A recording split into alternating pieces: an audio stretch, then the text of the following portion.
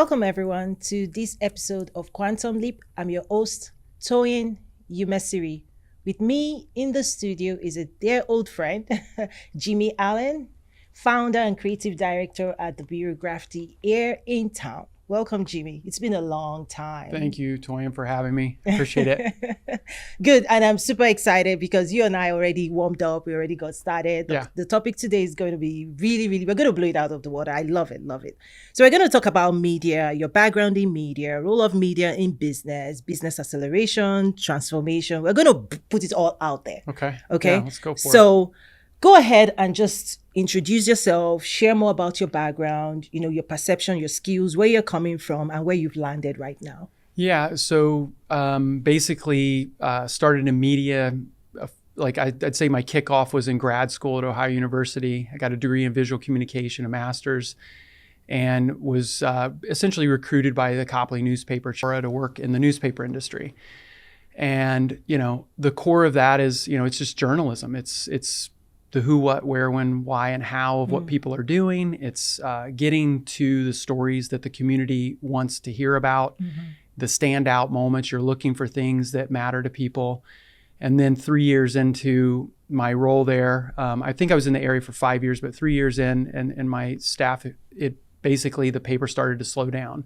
So the paper eventually closed. We have a library on the site of the old Beacon News, and I came over to South Street, so it was only a few blocks away, and started an agency that now is known as Bureau Gravity.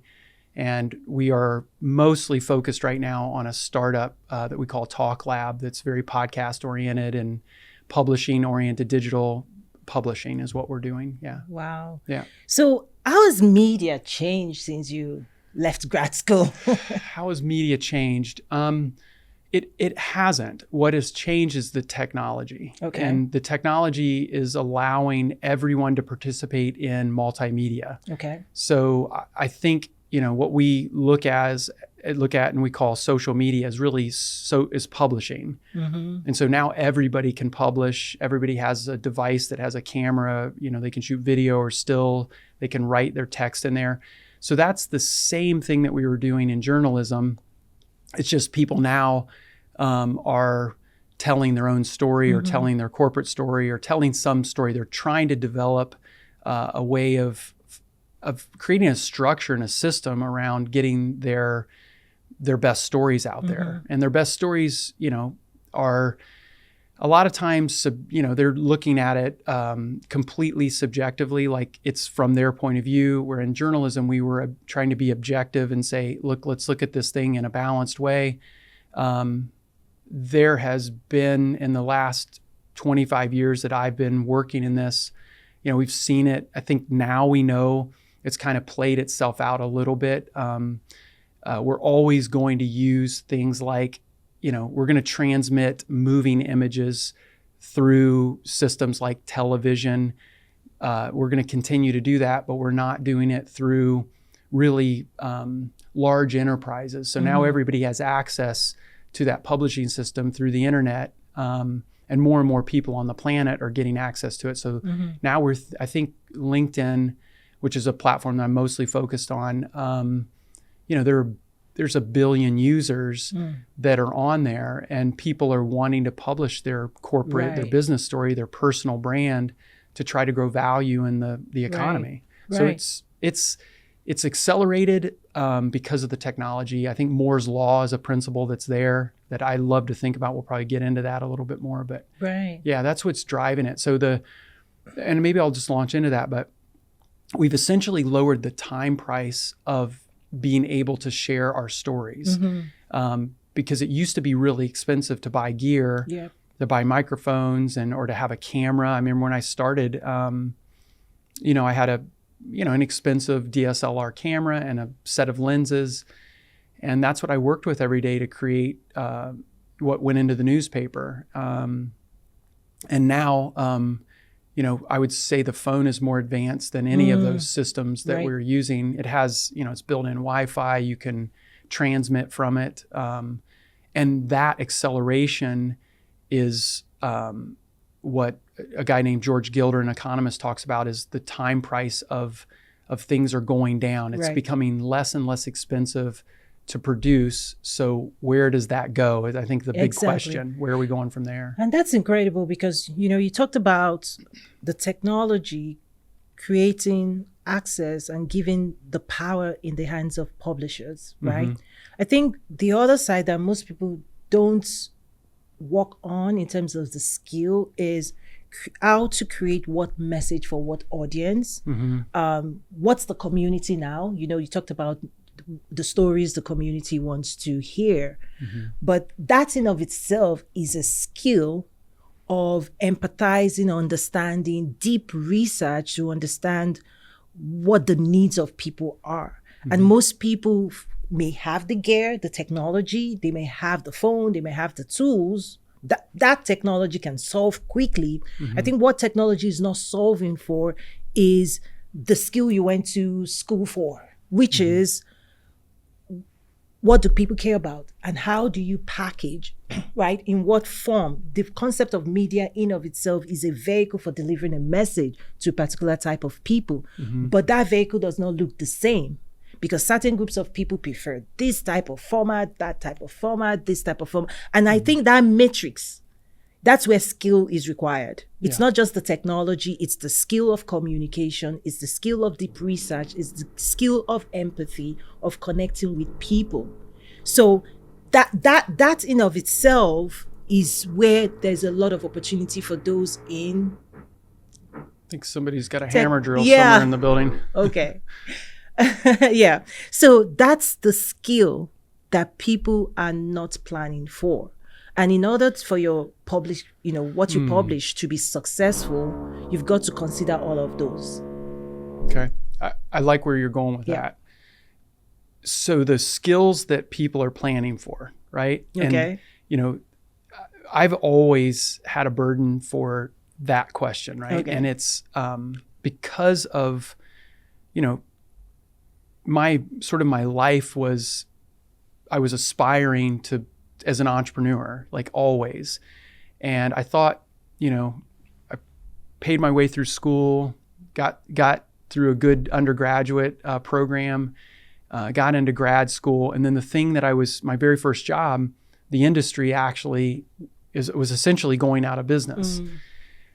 And I started looking around and thinking very quickly, like, what are we back at OU, back at Ohio University, what are we telling kids coming out of the journalism program? And that question is, I think, the question you're asking. So 25 years later, what are we telling young people to prepare for? And how are we helping them? How's the system preparing them for what's coming? Right. And that's the question. And there's I think a great divide of a friend of mine, Brad Edwards, says that he teaches the older people about the technology and he's teaching younger people about the talk. I love that. And there's this segmentation that needs to, we need to close that gap because there are just too many variables for people to make sense of. And I think a lot of young people are struggling with how to figure out, they're not going to get the job title. Like, I got the newspaper photojournalism job title, but what title does a visual communicator today get in the marketplace? Right. Influencer maybe, or, something that unless they're very successful and the measure of success is even different now, I think they're going to feel a little bit like they're floating, displaced. And that, I think, is a challenge for our local communities. For Aurora, for sure, right. Is where we're at and what I'm focused on. But how to figure that out, and maybe we talk about it a little bit more. Yeah, I think personally, the key is usefulness, being useful, right? So I think people overestimate what the needs are, the needs of their skills. And people may not even know who needs your skills or who values your skills, right? So when we go into the business dimension, business development of commercializing skill. So let's say you have the skill, you come out of school. In the old world, you're looking for a job, and a job comes with a title. Yeah. And that world is shifting rapidly because work needs to be done. Mm-hmm. At this point, employers just want the work done. If AI can do it, they will turn to AI. So the key is, how useful are you to the work that needs to be done? Do you have the skill, and are you able to communicate, right? That skill and the contribution you can make to advance somebody else's goal, right? That's the next level approach to the world. Not just looking for a job anymore. A job comes with a title and then a description, and it's firm and it's rigid, and you sit on that job and you do what you're expected to do. Yeah. That world is fading away. It's gone. What we now have to do is, it's almost like the entrepreneurial mindset is what everybody has to embrace, including on the job. Yes. You almost have to articulate your value to your employer constantly, because that value, if it can be delivered cheaper, better, faster by new technology out there, you are competing, right? Yeah. So it's still back to communication, because you said, you're teaching the old guard the new technology, and then the younger ones, right? How to communicate, how to use their skills, right? Okay. I actually think everybody still needs to upgrade to being human again. Yeah. Yeah. Right? How we connect with one another is very relational. And relationship is tied to to how we communicate with one another, the information we exchange with one another. So there's a science behind, emotional intelligence, connectivity, all of that then shows up in the world of media. The people who will be successful, who are successful and will continue to be successful, be it influencer, be it creators, whatever label we tie on it, label doesn't really matter at the end of the day. It's about results. Right. What results can you deliver for who? And can they reward you financially for it? Yeah. Like in the old world, again, we are so used to labels and we want to fit in the box, because labels make us fit into a box, and it tells us a story of who we are to you, how we relate, what my expectations are. It's like color. I'm not allowed to color out of this box. Yeah. I know my lane, Yeah. that. But today it's really the free world, where it's about contribution, it's about value. And those who will continue to win are people who understand how to talk to other people. Yeah. I think that, in the private sector, I think it's about the confidence in your point of view, right? I mean, that's ultimately kind of what the value is now. Right. And you, of course, I think a lot of people struggle with wanting things to be the same. They want to maintain status quo or don't change everything. There's so much disruption, but that's the new norm. I mean, we are in a disruptive, right now we're in probably the most disruptive moment of my life that hasn't been, I mean, you can look back and think of, I can't imagine the world wars and things of that nature. And so we are, how would you say, we're really comfortable, but we're uncomfortable with that. And it seems like with again, that time price concept and we're going to go through a period of flourishing. I think we're going to go through a massive abundance ramp up where everything will be everyone will have everything that they want, because there's just so much abundance of knowledge and engineering and thinking and systems. And then you compound that with AI, and we're going to make things more cost effective. Everything's going to get cheaper. And so there really is kind of, if people could relax and believe that, we could get on with that human side, that side of embracing people and having relationship be the priority again, and think more aspirationally, because we're not in a lack of things to make our lives better. Right. We eat well, we drive nice cars, we live in safe environments. So what do we want to get on with, I think, is the question. Right. There is another world though, right? And I love the optimistic, positive side, which I live in as well. Yeah. However, I've been exposed seriously to another world where people are nervous. You talked about if people would relax. People are not relaxed. No, not People at all. are anxious. People are confused. People fear. They are risk averse. And that's real. That's a real world that, those of us, I call it the privilege. We are very privileged to be isolated from that world. And so one of the things that I've had the opportunity of seeing is, having worked for the largest company in the world, Fortune 1, I sit on a board, I work with government at the highest levels, I'm exposed to, the privileges of life and all of that. However, every single day, because of the nature of my work at the grassroots, that world doesn't translate to the grassroots. And at the grassroots, it almost feels like people are being left behind. The skills are not there to transition in the old world. So there are some things that really worked really well in the past, in the last 50 years. One of it was, there was a part of government that actually laser focused on expanding the middle class. And they implemented policies, and they put their money where the mouth was, to lift people out of poverty, to lift people, to equip people, to make sure nobody was left behind. There were pipelines, there were bridges, consciously, right? Intentionally things were put in place to lift people from the base of the pyramid to the middle, at least the middle, and then you could decide if you wanted to climb up to the highest levels.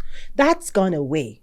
Okay? That's gone away, is that you're not living in a society where people actually feel that somebody's coming for them, that somebody's building a bridge for them, that somebody's going to equip them, that somebody's going to educate them. Basic things that were in place for maybe like GI bills and all of those things that were put in place deliberately to equip people for that future.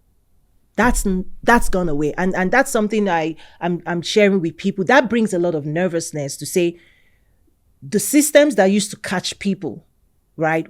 Even if people are in the middle and something happens, disruption, like you're talking about, maybe a few job layoffs here and there, the system that used to stop people from crashing to the ground, where are those systems anymore? So within the context of the safety nets, the safety, right, of the top, and then the base, and then the middle, there's a whole new world out there where I'm seeing that the base is good, the middle is going to shrink.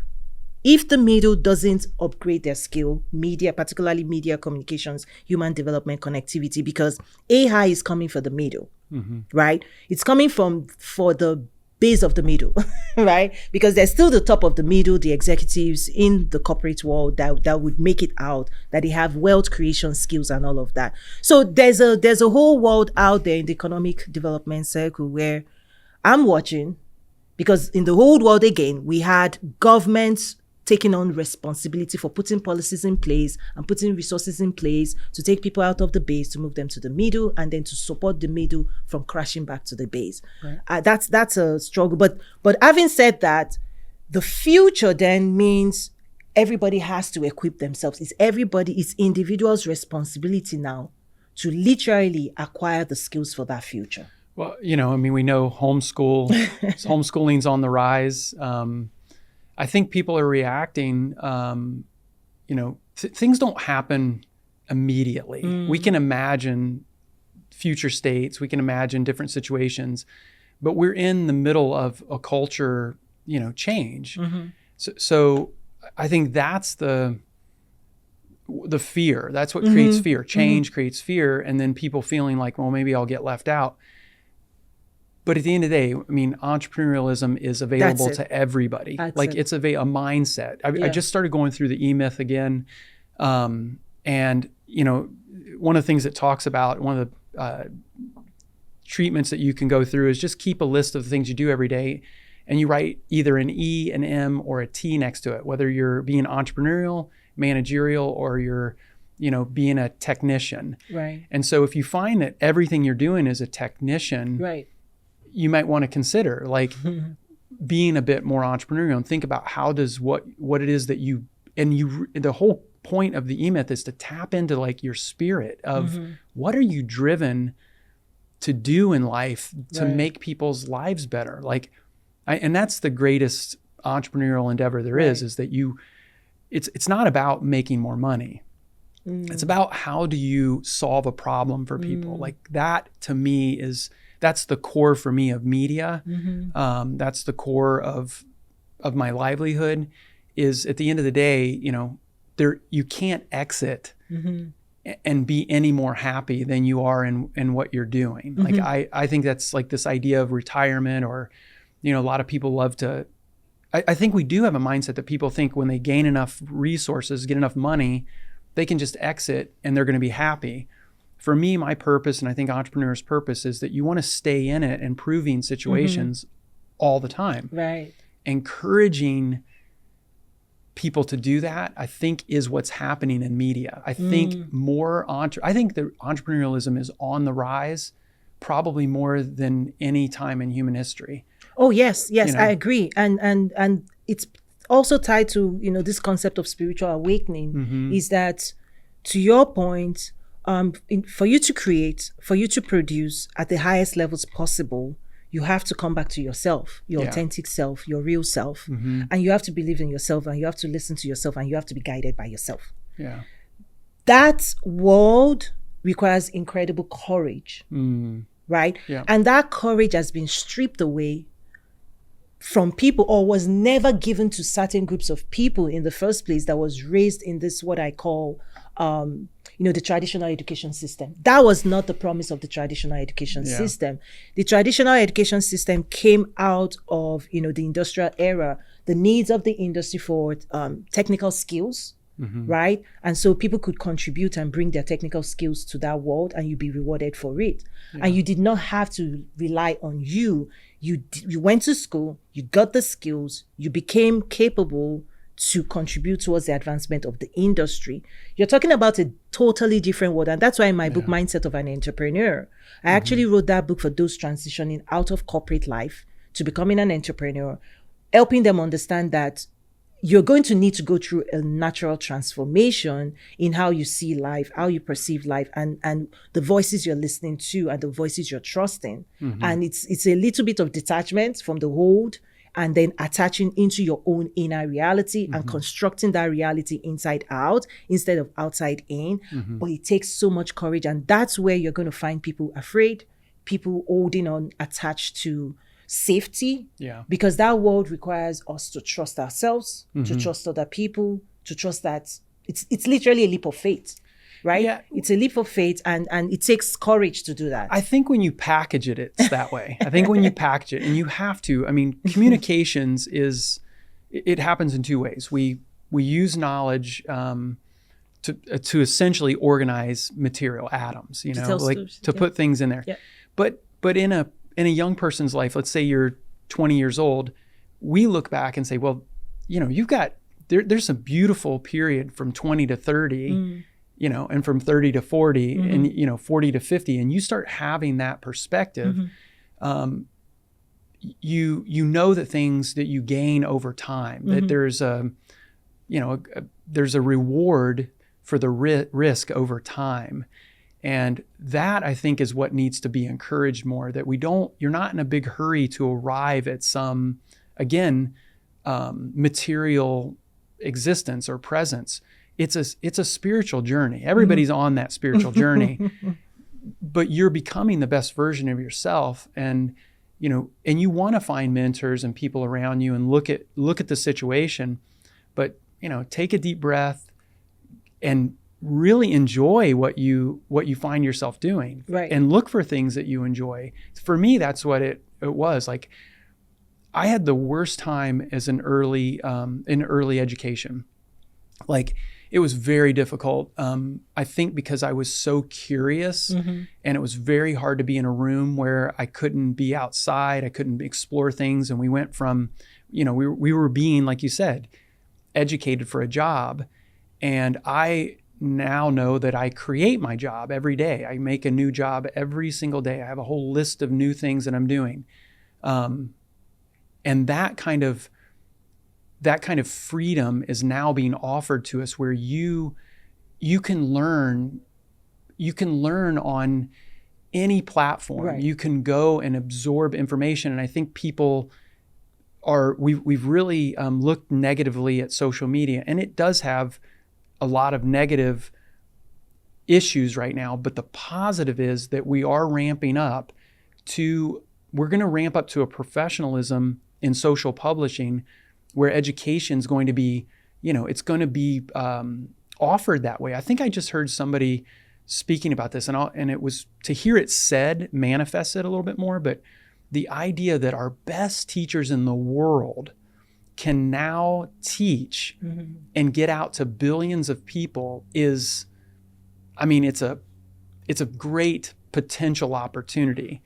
So the idea that you're learning, you're on this learning curve, just keep doing it. You need your 10,000 hours and you'll master something. But for me in school, once I got to grad school and I realized that visual communications was the one thing that I'm most confident in, like I think my personal skill set is I can look at something and see it and know whether or not that it's perfect for me. Right. That I can make a judgment of it and go, that's perfect for me. It pleases me to look at things that are arranged a certain way or lit a certain way, and then the beauty of now adding podcasting to it. Like we're being seen in a frame, but it's being essentially televised in 24 frames a second. We're running through this.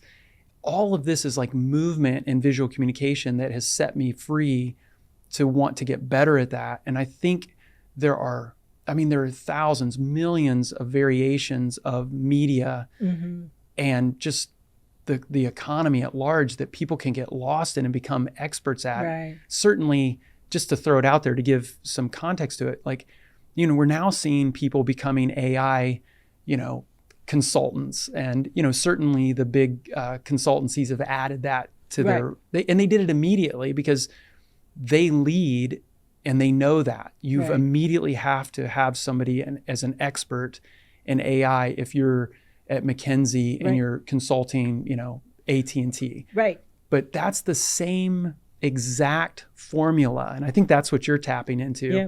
That's exactly what's happening at the elementary school level. Right. And what you're talking about is not theory. I'm living right now in the future of education. Myself, I have 2 online schools, business schools. Right. I developed a AI-powered sales accelerator. So coupled to my original classes, I've also created a GPT underpinned by all of my own lessons. And I've presented that to my students. So literally they have Coach Toyin at their fingertips where they can ask questions of the GPT and it will respond based on the way I teach and train. Yeah. So that came out of something though. My husband is a university professor, right? Chemistry. And in my own family legacy, I was part of, my late father was part of establishing 2 Nigerian universities.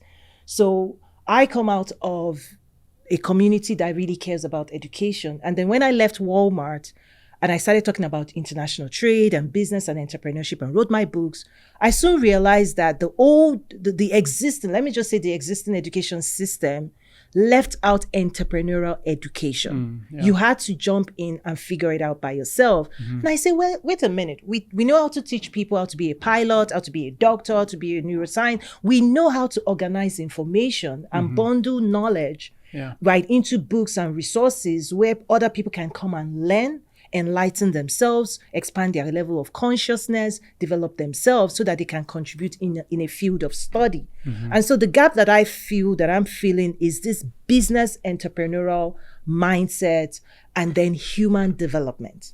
Because what I also found, that spiritual journey, for you to be successful as an entrepreneur, for you to create, for you to manifest from a Christian standpoint, be fruitful, multiply, replenish the earth, subdue. For you to manifest that reality, the only people gifted creativity and productivity are people who reconnect with their spiritual self.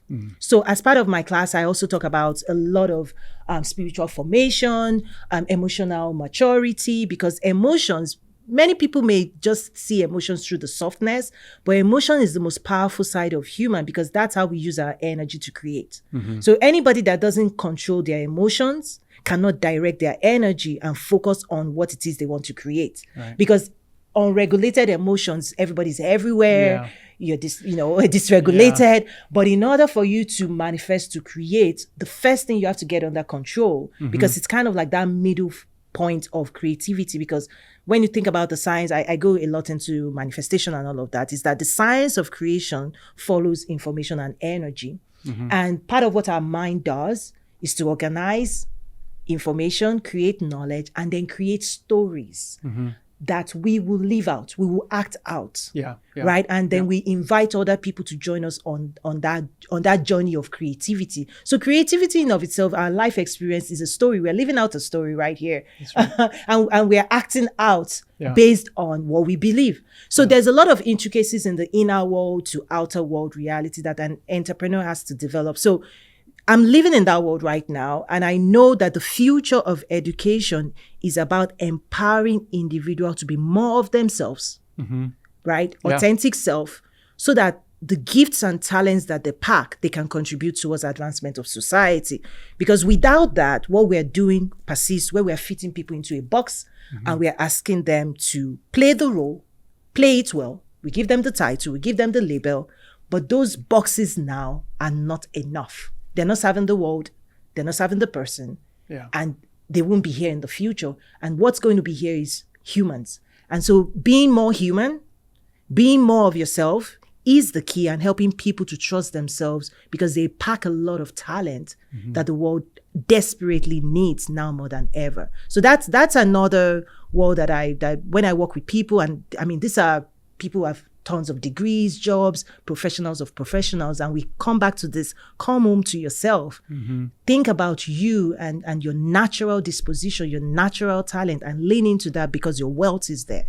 Yeah. So that's something I encourage people to explore. Well, and I always express that in the way that, we have a constitution, and it says that, we have the inalienable right to pursue happiness. And for me, what it was, it's just so basic, but like when I photograph, when I push the shutter, I own the copyright of what I see, And so we have built into our system ownership around the individuality that we get to wealth. Manifest. That's wealth. It is. Owning. Yes. Owning your creation. You are owning it. So owning something that is valuable, creating things that contribute, that other people need.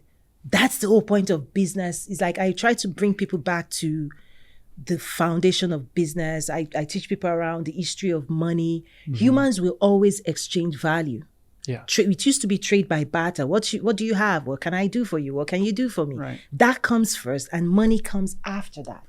But most people chase money without understanding the fundamental of value exchange. Well, and I think that has been a space that I've been finding myself in. And again, this economist, George Gilder, he does a brilliant job. He wrote a book called Life After Capitalism, and he talks about some of these things, and then the E-Myth picks up on it, and there's still more. It all happens, but the basic question is: do you want to trade your time for money, or do you want to build value that can be understood by other people, and then put into a system that? And the word scale is not a friendly concept to people, but to repeat something. It wouldn't matter if you were, a flower shop. If you find that weddings need flowers and you can repeat that system, you find joy in it. It's a pleasure that you really have. But you're not trading your hours. You're not coming in, just to say I'm working. That is the big shift, I think, mentally, that people need to sort of be considering, is how do I create value? And I think I'm not just saying this, it's not a philosophy that I feel like I've created, but I believe that that's the demand that AI is bringing to the table. Absolutely. So one of the things I've learned to do is to understand and translate this language, the language of those at the top, the biggest companies in the world. Scale is absolutely the language. Yeah. Working for Fortune 1, all we do is scale. Yeah. Okay? But I've also learned how to break down that conversation, because those who are startups and business owners rising, there's a discomfort to certain things we do at the biggest company. So I try to bring big business strategies to the world of startups and business, right? But I'm very aware that several things are uncomfortable. So I have a math background. The way and a technology master's information system. So here's the concept of scale, just to help people feel very comfortable.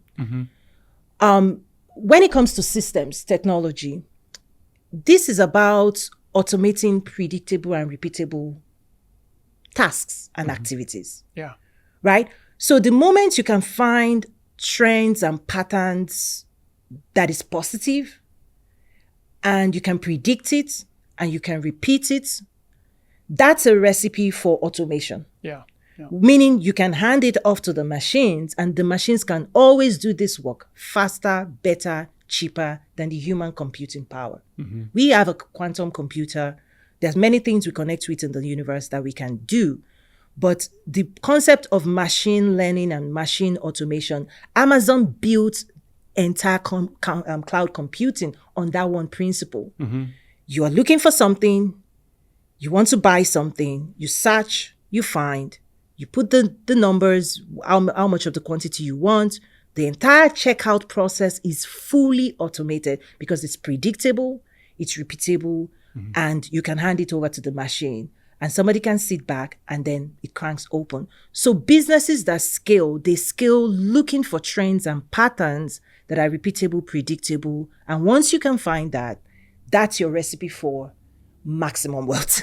That's what scale is about. Now, most startups and most businesses, they haven't designed processes that are predictable, scalable, because you can't design a process if you don't know the input, process, output.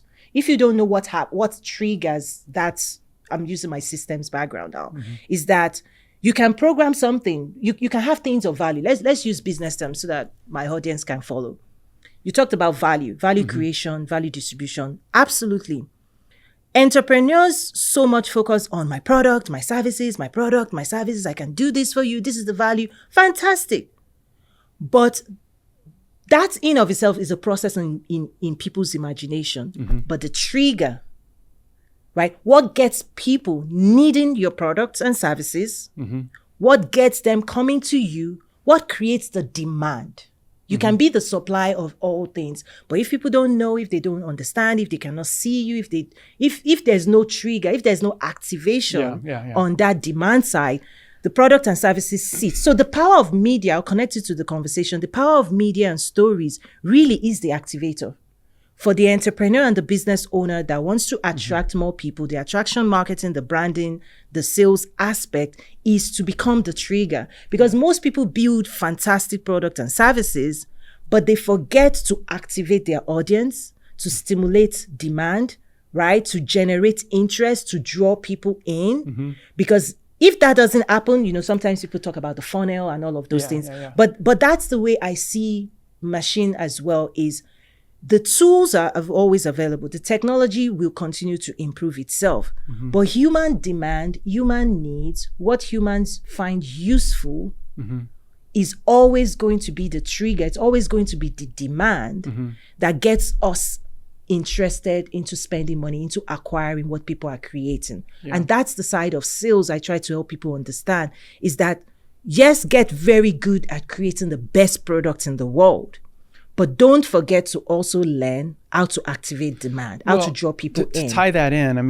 what you really want to do is take people on that journey. Absolutely. Because I just saw a survey that basically said that what people really want to hear most about are your products and like the features of your products and services. And so if you're on an entrepreneurial journey and you're building something, let people see what you're doing. Absolutely. And it can be done in a lot of different ways. For us, it's the work product. We put the work product out. One of the things that I'm trying to put my head around right now is, we do a lot of publishing on LinkedIn, but all of the publishing we're doing is on other people's feeds. So they don't see that collectively. There's not a central channel where you see that. So we're currently building a space where that can be seen. And that is for the sales and basically for helping people understand. And I would even go so far as to say sales, what I'm working on is what is the system, the rules of this system, and trying to make those very clear for people. mainly because everything's changing. And it's so, when you're doing something new, people have a hard time. The market hasn't been educated about it yet. So you may be using language they've never heard before. Absolutely, yes. And that is very hard to work through. But by God's grace, we're at the point now. I feel like the last 25 years has been, to be misunderstood is an entrepreneurial, sort of dilemma. Like, you're always misunderstood.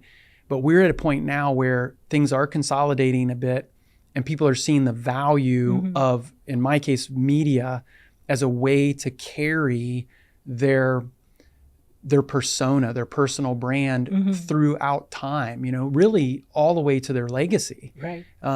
With AI now, you're not going to, your legacy won't be, if you decide, won't be just a few old photographs of you in your life. You're going to have your own AI. You're going to build your own, I'll just say, consciousness around what it is that you think and process.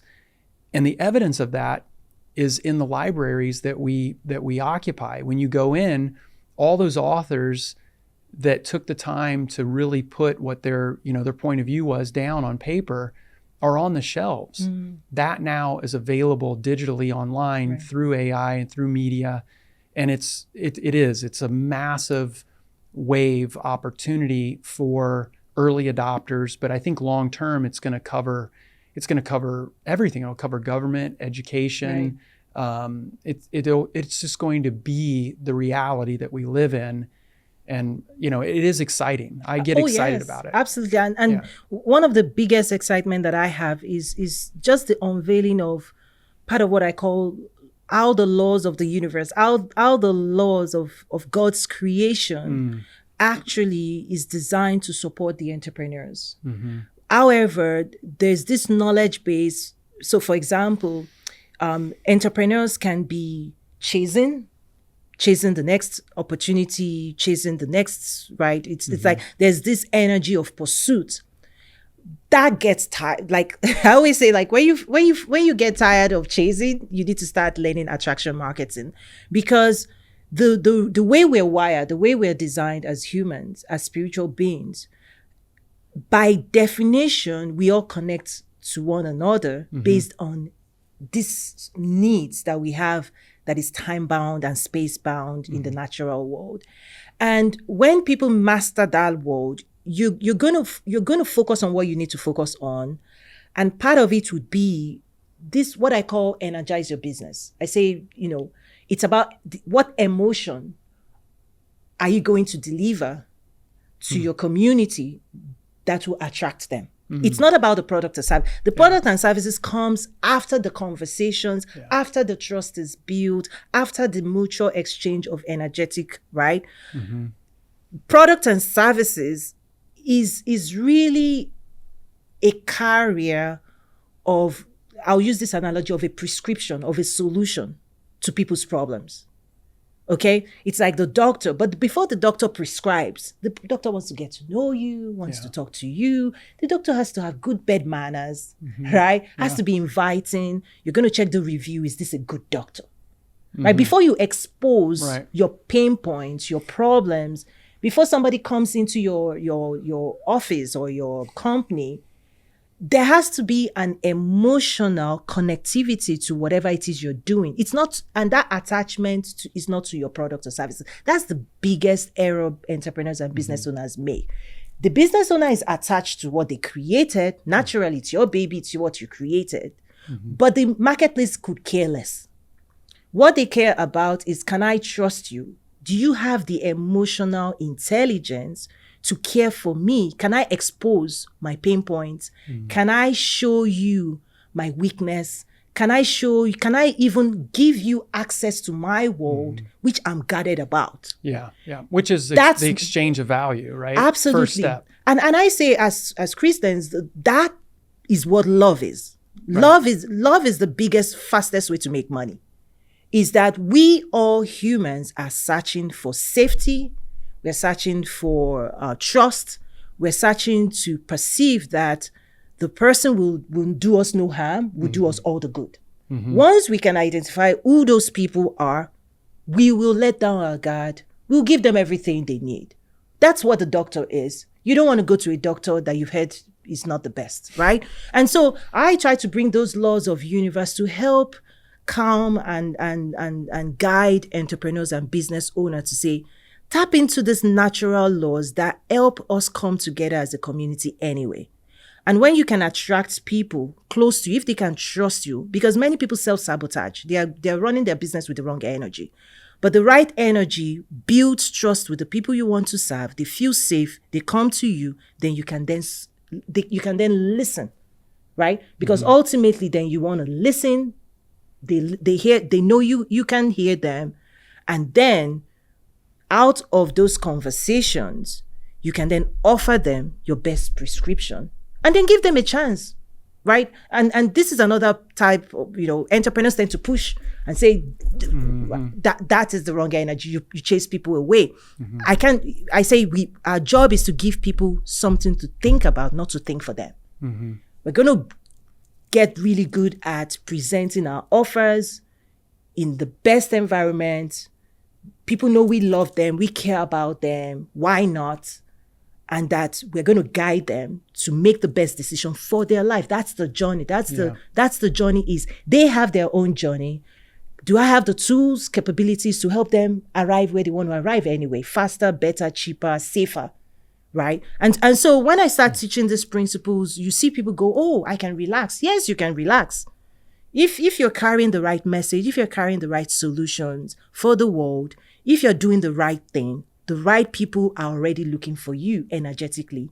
But the job is, how do we energize our businesses with the right, there's this aura that people need to put around their business that is welcoming. So that's more of the most advanced side of energetics. You think about Walmart. Walmart is the largest company in the world, but the energy, they try to remove that energy of we're the biggest, we're the baddest, but they are. But they have this very soft heart of making people live better, making people save money.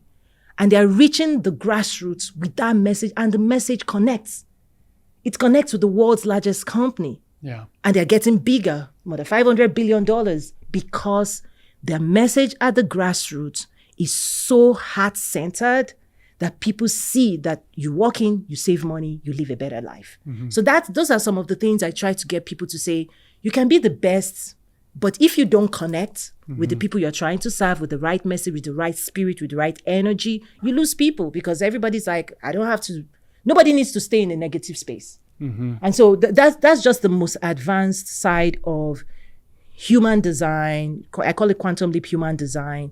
Emotional intelligence, sales acceleration, and really just building community. The people you want to serve want you to serve them, but we have to come together with the right heart, with the right mind, with the right intentions. So thank you so much, Jimi. Yeah, Parting words. It's been fantastic having you and catching up with you after many years. I learned a lot. I know that I can remember years ago, I think it was about 3.5 years ago, we were talking about a lot of things. And just, it's really encouraging always to talk to you. I really did. I really enjoyed speaking with you. I gained a lot. I'm going to take away some good energy. Good. So thank you, Toyin. Hopefully we served you some great energy here with water and... Well, that's what media is going to be in the future. We're just going to do this for each other. Okay, so good. I appreciate it. Oh, thank you so much. And tell them where they can find your office. You're right here in town. We're just a few blocks away. We're at 56 South LaSalle. Talk Lab is a publishing podcast company, and love to talk to people that want to publish on a regular basis and kind of get their brand awareness out there. Yes, and definitely a great space. I've been there, a few times. It's a great place, if you want to have professional publication, right? Yeah. Awesome. Thank you, Jimi. Yeah, appreciate it. Awesome. Thank you so much, everyone, for watching this episode of Quantum Leap. I'm your host, Toyin Umesiri, author of Mindset of an Entrepreneur. I'll see you again next week. Bye for now.